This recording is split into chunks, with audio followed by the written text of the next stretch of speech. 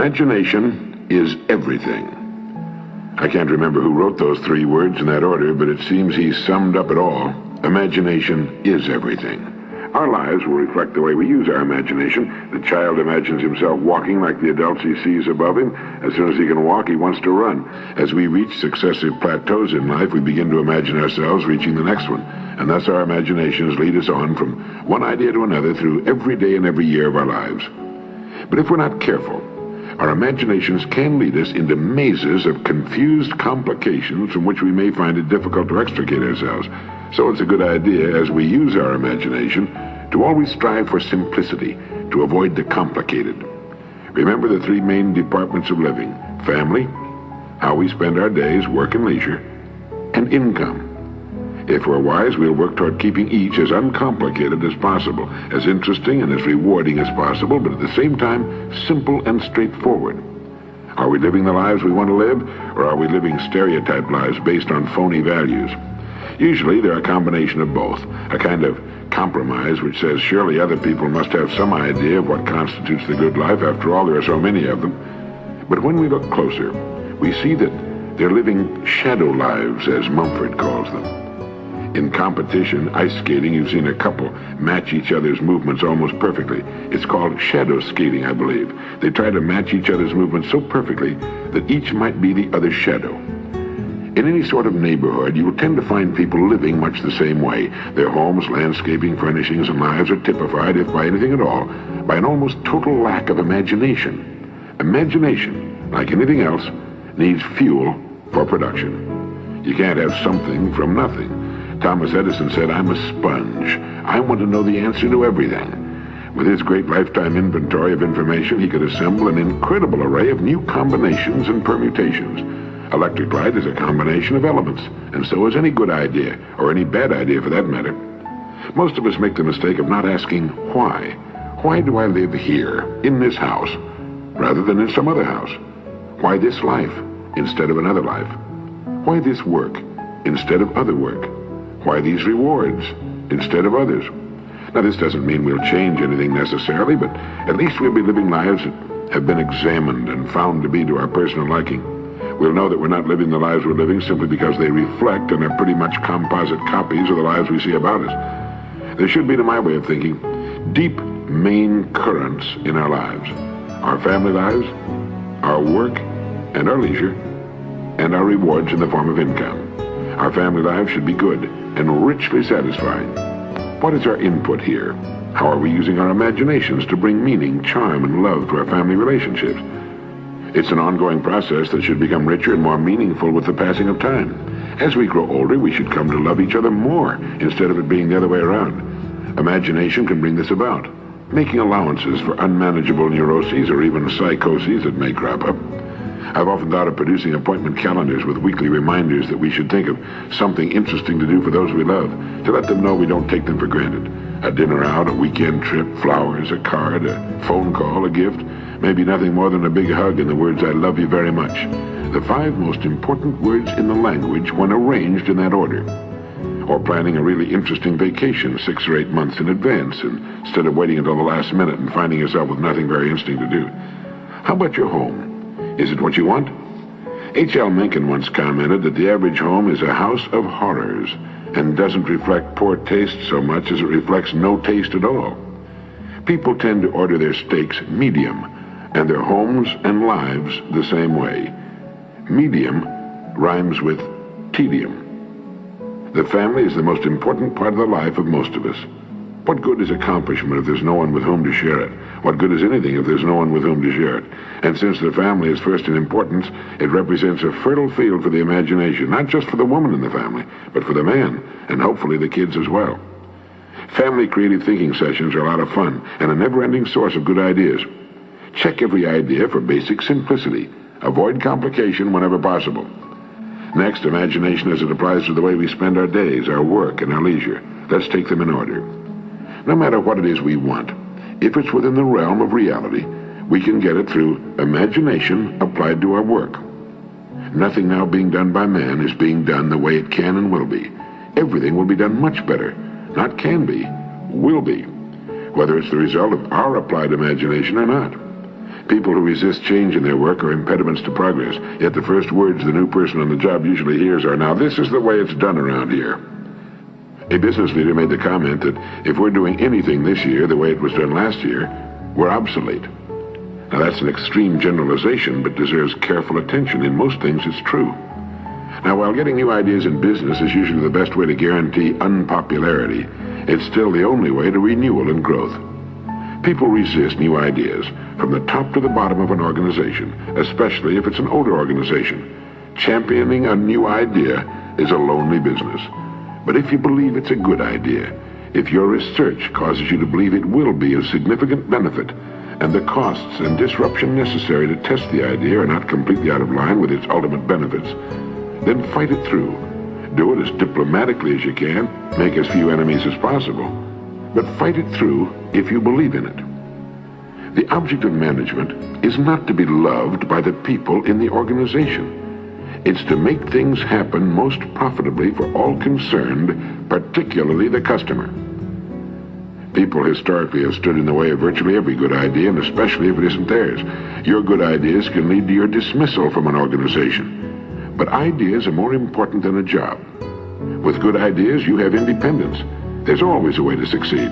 A friend of mine found he couldn't get his ideas through the board of directors. He resigned, and beginning at about the age of 60, he built a $300 million a year business on his rejected ideas. Walt Disney used to ask 10 people what they thought of a new idea. If they were unanimous in their rejection of it, he would begin working on it immediately. Our world today consists of thousands of things people once thought were impossible. How many good ideas have you followed through to completion in your work during the past year? A business whose very beginning and success were based on innovative imagination will become a muddle of stodgy convention with a few years of good profits. Ask yourself, what business am I in? What is its purpose? How does it contribute to the well-being of mankind? And how can I make it better? Not how can we produce more necessarily. We have almost overproduced ourselves into a world junk pile. In trying to produce more and more, many businesses have lost sight of real quality. Quantity became the god, with a small increment of profit on mountain ranges of units, gadgets, shiny junk that fell apart when the purchaser got it home, knobs that broke or fell off, buttons that came off, toys that couldn't stand the strain of being unwrapped. Towering mountain ranges of shiny, worthless junk, none of it worth our time, let alone our money. There's a rapidly growing avant-garde that will one day represent the majority of the population that is determined to buy quality, and they'll go to any country to get it. We can satisfy this growing, discriminating market now and in the years ahead. Many of our fastest-growing companies are proving it. But it means going back to the old verity. Quality first, quantity second. Both can be achieved through human imagination, the most incredible agency ever to appear on Earth. Now, as to input, we should never stop building our store of information. We can never get an idea without raw material, which is information and application. If there's real talent there too, so much the better, but talent has a way of developing with hard application, daily application, perspiration, long hours of study and deep thought. Become a sponge for information that applies to what you do. Read everything you can find on the subject. Build a fine library of books that are filled with the ideas of others on your specialty, whatever it may be. You know, my wife is a great cook. She must have 30 cookbooks. People who say they're great cooks without ever reading the ideas of others are kidding themselves. I know a writer who refuses to read the works of other writers. He's never amounted to much. Great painters have always learned more from other painters than they did from nature, and they still do. Somerset Maugham laboriously copied the style of writers he admired. I mean, he would sit and copy page after page of the actual words they wrote, so that he could learn how they wrote. He then wrote the stories he wanted to write, with a marvelously finished skill.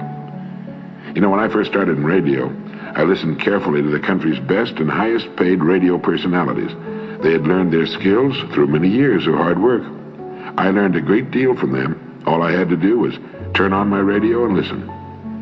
Frank Sinatra learned his amazing breath control from Tommy Dorsey, and every great performer who ever lived has had a model or models he or she studied and admired and wanted to emulate. How about you?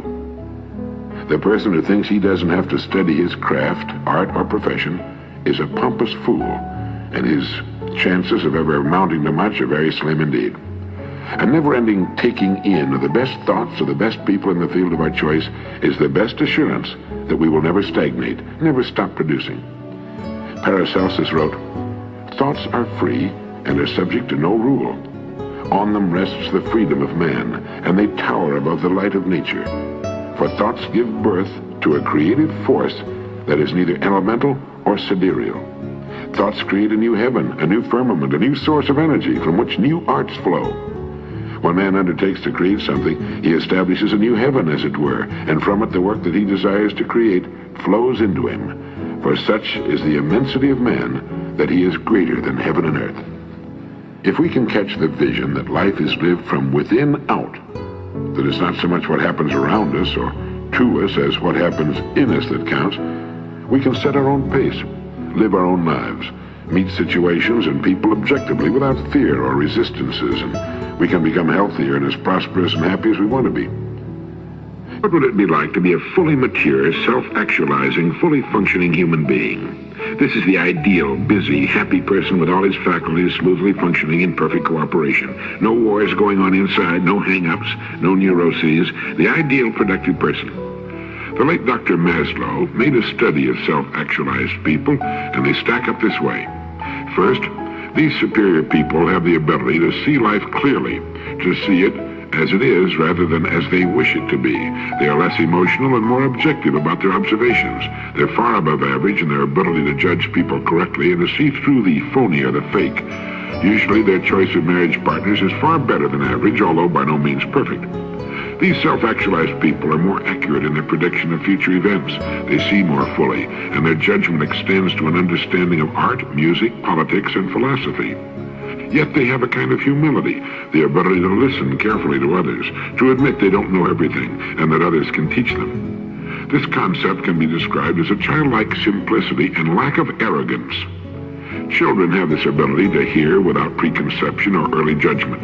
As the child looks out upon the world with wide, uncritical, innocent eyes, simply noting or observing what is the case, without either arguing the matter or demanding that it be otherwise, so does the self-actualizing person look upon human nature in himself and in others. Without exception, Maslow found self-actualizing people to be dedicated to some work, task, duty, or vocation which they considered important. Because they were interested in this work, they worked hard, and yet the usual distinction between work and play became blurred. For them, work is exciting and pleasurable. Maslow found creativity to be a universal characteristic of all the self-actualizing people he studied. Creativeness was almost synonymous with the terms healthy, self-actualizing, and fully human. Now here again, the creativity of these people is similar to that of little children before they learn to fear the ridicule of others. Maslow believes this to be a characteristic which is too frequently lost as we grow older. Self-actualizing people either do not lose this fresh, naive approach, or if they lose it, they recover it later in life. Spontaneity is typical of this person. Self-actualizing people are less inhibited, therefore more expressive, natural, and simple. And of course, they have courage. The courage that's needed in the lonely moments of creation. This is a kind of daring, going out in front all alone, a defiance, a challenge. Thus, while these persons are humble in that they're open to new ideas, they're willing to forego popularity to stand up for a new idea. The self-actualizing person is a hard worker. Inspirations are a dime a dozen. The difference between the inspiration and the finished product, for example, Tolstoy's War and Peace, is an awful lot of hard work. To go on, the self-actualizing person has a low degree of self-conflict. He's not at war with himself. His personality is integrated. This gives him more energy for productive purposes. As Maslow puts it, truth, goodness, and beauty are in the average person in our culture only fairly well correlated with each other, and in the neurotic person even less so. It is only in the evolved and mature human being, in the self-actualizing, fully functioning person, that they're so highly correlated that for all practical purposes they may be said to fuse into a unity. The psychologically healthy person is both selfish and unselfish, and in fact these two attitudes merge into one. The healthy person finds happiness in helping others. Thus, for him, unselfishness is selfish. They get selfish pleasure from the pleasures of other people, which is a way of being unselfish. Or saying it another way, the healthy person is selfish in a healthy way, a way which is beneficial to him and to society too. Research indicates that the healthy person is most integrated when facing a great creative challenge, some worthwhile goal, or a time of serious threat or emergency. The mature person has a healthy respect for himself, a respect based upon knowledge that he is competent and adequate, and while not dependent upon it, frequently receives deserved respect from others. Such a person does not need or value unwanted fame or notoriety. He's in control of himself and his destiny. He's not afraid of himself, ashamed of himself, or discouraged by his mistakes. He makes mistakes, but takes them in stride. The psychologically healthy person is highly independent, yet enjoys people. He's free. He resists the dictates of culture when it does not agree with his point of view. The average person is motivated by deficiencies. He seeks to fulfill his basic needs for safety, belongingness, love, respect, and self-esteem. The healthy person is motivated by a desire for self-actualization or growth. Dr. Maslow said to his students, if you deliberately plan to be less than you are capable of being, then I warn you that you'll be unhappy for the rest of your lives. You'll be evading your own capacities, your own possibilities. Henry James, the very prolific American novelist, brother of William James, who is often called the father of American psychology. In fact, the James family remained outstanding for generations. Henry James once wrote in The Ambassadors, live all you can. It's a mistake not to. It doesn't so much matter what you do in particular, so long as you've had your life. If you haven't had that, what have you had? What one loses, make no mistake about that. The right time is any time that one is still so lucky as to have. Live. Well, that wouldn't be a bad piece of advice to have framed and placed in a conspicuous place, would it? Live all you can. It's a mistake not to.